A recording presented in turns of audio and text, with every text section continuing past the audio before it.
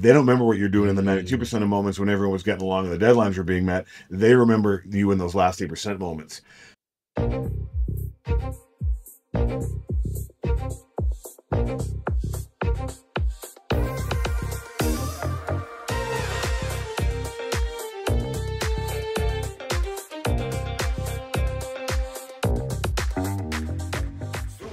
Welcome back to Super Entrepreneurs Podcast. I'm your host, Shahid Durrani. I'm really excited to talk with Bill Benjamin today. He's someone who spent years figuring out what makes people tick when things get hectic. Bill co-wrote Performing Under Pressure and works as a partner at the Institute for Health and Human Potential. He has worked with thousands of leaders, helping them stay sharp when everything's on the line. So, Bill, welcome to the show. Awesome. Thanks, Shahid. Sorry, great to be here. It's okay. It's okay. It's all good. It's all good. I grew up in a whole bunch of variations, so not your easiest name, but I'm grateful to have you on the show. I'm excited to talk to you, my friend. Better to be here too. And I'll get your name. No, it's okay. I just found out that you're Canadian as well, and you're coming to visit. So it'll be really nice to hopefully see you in person as well, and we'll take some content. Who knows? It'd be awesome. Yeah. So I'm curious about your journey. You started out in math and computer science, and now you're helping people perform better under pressure. Can you share what made that switch? Was it some kind of a life circumstance, or was it something that you were planning all the way along? Oh, there was never a plan to teach No. emotional intelligence when I went and got my degree in mathematics. Yeah. Yeah, life happened. I Yeah. spent 14 years at a computer software company after getting my degrees in mathematics, computer science at Waterloo University for those Canadians that are listening in. Yeah. And, I was a high performer. And what do organizations do with the high performers? Well, they promote them, make them a manager. Well, it turned out I wasn't a very good manager. People didn't really like working for me. I wasn't creating a great culture on my team or being a great leader and inspiring people. And this was a time in my life when I was struggling, personally with anxiety and stress. And I was just fortunate enough to get exposed to this work that we're going to talk about around culture and emotional intelligence. And so I was a customer of this company first. And the work really helped me. It helped me be a better leader. It also just helped me, personally. And so eventually, 4 years later, I decided to leave the computer software industry and do this for a living, speak and teach and coach on this topic. Mm. So, and emotional intelligence is a big component of this. Can you share any situation in your journey where, emotional intelligence saved a day for you Oh, I personally? mean, absolutely. I mean, when I was Yeah. first promoted, my models of, being a coach and building a team were my high school basketball coach and what I saw of college football coaches on TV. So I literally thought you ran around and yelled at everybody and told them what to do. Yeah. So I literally would yell at people at work, and so it turns out that's people don't really like that. That's not very effective. And so I first had to recognize, the impact that was having on people. And secondly, learn some tools and skills and a different way to approach building a culture. And in our work, it's really around how you show up in your last 8% moments. Um, and that's something that is really critical to your reputation, to building culture in your team, is what we call last 8% moments. Last 8% moments? Last 8% moments. Yes. So eight in a number. Okay. Can you elaborate on that last eight? I have an idea, but I'm pretty sure people would like to know more about that. Yeah, and the good news is there is research that backs it, but it actually comes from an experience we had probably 7 or 8 years ago, where my business partner JP, who founded the company, he was coaching two leaders at a large organization, and they weren't getting along, like that ever happens, right? Or it could be, I know a lot of your listeners are entrepreneurs. It could be a partner, could be someone you're not getting along with, and they were coached to have a conversation with each other about the impact they were having on each other. So they go and they have the conversation. They come back from the conversation. The coaches individually ask them, how did it go? And they both are like, oh, it went fine.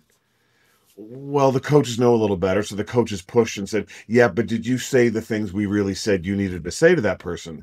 And they both said effectively, I got 85, 90, 95% of the way there. And the other guy started reacting, and I held back. I didn't really say that last 5 or 10%, the part that needed to be said. I held back. And that's a common experience that, so many of us Hmm. have. So Yes. we took that idea and we did a study on 34,000 people and determined that on average it's 7.56%, which we rounded up to 8, that people feel they leave unsaid in a difficult conversation. Mm. Then as we workshopped it, people said, well, it isn't just difficult conversations. There's also tough decisions I face. There's the easy ones, the 92% where everyone's agreeing. But then when I have to take a risk, or I have to give somebody bad news, or I have to make a Yes. decision that someone won't like. For example, when I was first learning this, sometimes I would let whoever was going to scream the loudest, if they didn't get their way, influence my decision because I didn't want to deal with them. So I wouldn't always make the best Yeah. decision. I would sometimes make the easier decision. Yes. So these last 8% moments are the critical, difficult, pressure filled, emotionally intense moments that we have. And we know that they're particularly important as a leader to build culture and at home, by the way, because of the cortisol effect. And Shahed, the cortisol effect is that when there's tension, when there's pressure, when there's uncertainty, when there's a last 8% moment, cortisol gets released. One of the things that does is it causes memories to sear in. So people remember how you showed up in those last 8% moments. If they don't remember what you're doing in the Mm. 92% of moments when everyone was getting along and the deadlines were being met, they remember you in those last 8% moments. So that is that. It's like when I was running around yelling at people, there could be lots of times when I was, coaching them in a good way, but they remember those times, or they remember the times you didn't step in. Um, Hmm. and so these last 8% moments are actually critical to leadership, to your reputation, and to the culture you build on your team. Mm. Good, good. Excellent. Because I can think of so many situations where I, held back those last 8% as well. When you're working with someone, there's usually this deeper clutter that needs to be cleared because what if an individual has a coding or programming or conditioning, whatever you want to call it, growing up, and they have this, you know, insecurities, victim mindset, like a lot of is very common. It's very ingrained in the subconscious and the unconscious side of the person. How do you work with them to be Yeah. able to go through those last 8% when they have something that controls them automatically? Oh, you're so right. I mean, and that avoid those are built-in neural pathways in our brain Yeah. that are seared in initially by the time we're 5 years old. So our Mm. initial neural pathway the architecture, now it can change. The good news is that the brain's malleable. Mm. But you're right. A lot of those default behaviors of wanting to avoid are seared in from childhood. Then what happens? Then it gets reinforced. So, for example, the first couple times I had to have a difficult last 8% conversation, give somebody some feedback, I'm giving the feedback and they're just staring at me. They're not saying anything. And I'm thinking, oh, this is going well. So I finish and they leave. And of course, the behavior doesn't change because, unbeknownst to me, they were completely triggered and couldn't hear me. The second time I had a Oh. conversation, I give the person the feedback. I'm not 2 minutes into the conversation when they start reacting. They start getting defensive. Now they're telling me it's my fault. I'm on the other end of a feedback conversation, and so I had two bad experiences with last 8% moments, which reinforced my feeling that, well, I guess I'm just not any good at this, so I'm just Hmm. going to avoid them. So you're Hmm. absolutely right. We all have this internal programming that Hmm. can either come from childhood or our experiences. So yeah, I mean, so then the question you asked is, well, what do you do about that? Hmm. Yeah, that's where the emotional intelligence work comes in. So all of our work on helping leaders develop, high performing cultures on their teams, which are established in those last 8% moments, is about understanding and recognizing your emotions and why you're. Hmm. 'Cause we avoid because of fear. We Hmm. avoid because we think the person's going to be upset at us. They're not going to like us. They're going to Hmm. leave. They're going to get defensive. Like, so it's the fear part of our brain that causes Hmm. us to avoid. By the way, I just for some of your listeners who are thinking, well, I don't really avoid that much. We know from our research, 68% of people, their predictable default behavior is to avoid. So it is the most common default behavior. But then there's the other 32%, and I fall into this category sometimes. I'm in that difficult conversation. The other person starts getting defensive. Instead of stepping back, I now turn around and I'm attacking back. I'm coming on too strong and I'm making a mess of it. So we talk about people either being avoiders or make a messers. Yeah, yeah. And everybody laughs at that because we're obviously complex human beings. For most of us, there are Yeah. situations in which we're more likely to avoid, situations where we're more likely to make a mess. The good news is there is a middle path where you push past that discomfort to step in, but do it skillfully. So you're not avoiding or making a mess. Um, Hmm. and that's really is what we're teaching Hmm. folks, so that they can have a high performing culture on their team, so they can lead people effectively. Yeah. The reason why I was mentioning that or brought it up is because I've done it myself. I've invested thousands. I've done almost everything I could with all types of hacks and tricks and systems and processes. But I found that until I became aware of those little conditioning or programming, if you want to use that word, I don't know, whatever word you want to use, but as a Yeah, child up to age 8, we have this part, automatic stuff that gets coded. So you can yep, do whatever you want on the outside. You could do all that stuff. That's great for the time, for the moment. But if you don't heal what's going on there, if you don't clear some of the clutter there from the childhood, it keeps haunting you no matter what you do on the surface level as an adult. yeah. So that's why I want to. It's literally stored trauma, and it's stored in Yeah. your brain. It's stored in your neural pathways. It's stored in your body. There's a great book called The Body Keeps the Score. If you were in the jungle and you knew there was a tiger that had attacked you yesterday, and you hear wind rustling in the bushes, you have to assume the wind is a tiger. And now you're acting, even though it's not a real situation, right? Because of the Yes. previous experience that you had. So you're right that the body, the clearing out of that, and it does start in your body. So the coaching we give people around that awareness is to actually your body is your early warning system. It will know first. So, for Mm, example, when I start it getting does. triggered and I'm going to move to my avoid or make a mess default behaviors, my chest gets tight, my hands shake a little bit. Still happens? Oh yeah, of course. Oh yeah, I got upset at my girlfriend 2 nights ago. We had a fight. I mean, and that's the other thing is, we're all not perfect. I've been working on this for 28 years, and there's still times when I'm not perfect and I get triggered. And so, we're not perfect either. Obviously how we respond and how we react. So yes, I still sometimes feel it tightens in my chest. I feel heat in my face. A lot of people talk about their stomach, gets upset. So, as soon as you feel it in your body, that's your body telling you you're having an emotional reaction, and you're going to go to your fight or flight responses, your avoid or make a mess Hmm. responses, and you're not going to be Still. skillful. And the funny thing is, when I was in my transformation or my journey, whenever those kind of situations would happen, I would say, shit, why is this happening? I don't want it to happen because I'm in a flow and I got it all down. I'm high vibing. I'm like feeling great. And I'm just really momentum based, enthusiastic. Everything is going great based on our super framework.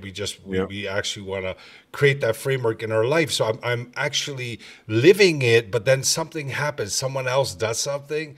And I was like, oh man, I wish these never happened. But then I realized Hmm. that I shifted that, a little bit. So I realized that, wait a minute, I got guidance too, obviously, but I realized that I can't run away from that. You can't Right. run away from it. You can't hide from it.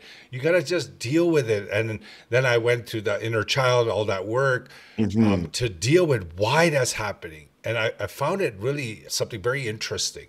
The more you work on that child version of you, those things start decreasing in their effectiveness against you. So Yeah. what happened is I started getting excited then. I started shifting it that these situations are happening because I need to learn from them. It's like you're going to the gym, you're saying, okay, there's this different type of machine. You're not used to it. You want to challenge yourself and use it. It's the same way I think that these things were coming to me because I needed to be challenged to see Yes. if I can handle it. So I took it as as practice, going to gym. Yep. So every time I would look out, I would actually go in environments because I would know that these environments sometimes get very heightened on the political side or religious side or something. So I know it goes there. So I just wanted to, and it always like it just happens like a pre-recorded movie. It's like you always know where it's gonna end up. Unfortunately, with certain groups. So and then you just want to see if you can handle it. So I would put myself and practice and then created that calmness from experience of the Yeah. trauma itself, not run from it. Yeah, absolutely. I mean, we do work with Olympic athletes. And so we don't start the mental training 2 weeks before the Olympics. We start 2 years before the Olympics Yes, in the yes. qualifying tournaments where there's pressure, but less pressure. So absolutely, we coach people, particularly the ones who are avoiding, but even the ones who are making a mess, to Mm, practice in your less triggering moments. Because if you wait till your hardest situation, you're just going to go right to your default behavior. Your emotional brain's going to react. So yes, we have them yeah, practice in the less triggering moments. I mean, practice. a great example, by the way, is just when you're in the 12 items or less checkout line and you're running late, and there's somebody two in front of you and they have 14 items, because you counted. That's where you can stop and practice, right? So Yeah. there's So just all lots of lessons. awesome Yeah, opportunities in life to yeah, practice yeah. So um, much. managing those emotional responses so that you can step in more skillfully. And again, as a kind of math brain guy, what I've also learned is that when we're in that last 8% moment and we get triggered, we move toward our avoid or make a mess behaviors. We also lose working memory, which means we can't think as clearly. We can't see Mm-hmm. as many options. Yes. We don't have access to long-term memory. So we're actually not as smart. So it isn't, Mm-mm. EQ or IQ, it's EQ and IQ. If in a last 8% Mm. moment you can manage your responses, you can actually step in, you can listen better, you can be more empathetic, but you can also push through the discomfort to get past that avoidance and step in. So it's about using the best of your IQ in a last 8% moment by managing Mm. your emotional responses. Yeah. At the end of the day, it's practice. Practice makes perfect, but Yeah. really, the more you practice this stuff, the easier and better it gets. And being in that situation with that calmness, it changes everything, like you mentioned. You're coming up with responses better.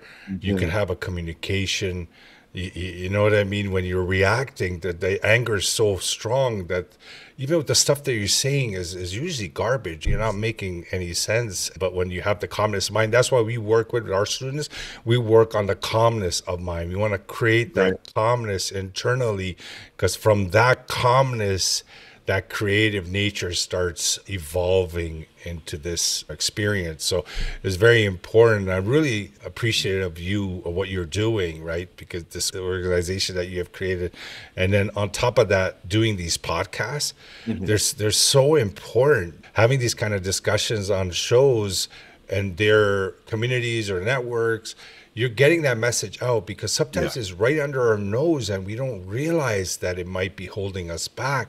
And the more people like you are out there sharing this, just the more awareness is coming into people's lives and in families. I talk about families in the entrepreneurship world, but that is completely interconnected.